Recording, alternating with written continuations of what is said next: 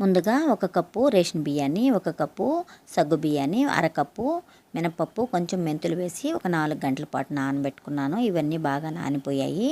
ఇప్పుడు గ్రైండర్లో వేసుకొని మెత్తగా రుబ్బుకోవాలి. పిండి మెత్తగా మెదిగిపోయిందండి. ఇది ఒక గిన్నెలోకి తీసుకొని ఒక 7-8 గంటల పాటు వదిలేస్తే పిండి అనేది బాగా పొంగుతుంది. ఇప్పుడు ఇందులోకి రుచికి సరిపడా ఉప్పు వేసుకొని కొంచెం నీళ్లు వేసుకొని ఇలా బాగా కలుపుకోవాలి.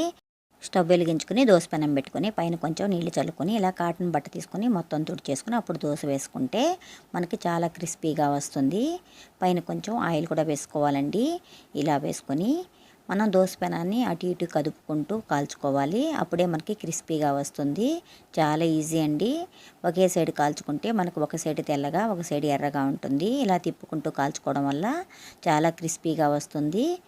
మీరు కనుక ఫస్ట్ టైం నా వీడియో చూస్తున్నట్లయితే ప్లీజ్ లైక్ చేయండి, షేర్ చేయండి, సబ్స్క్రైబ్ చేసుకోండి. తప్పకుండా ట్రై చేయండి. Thank you for watching.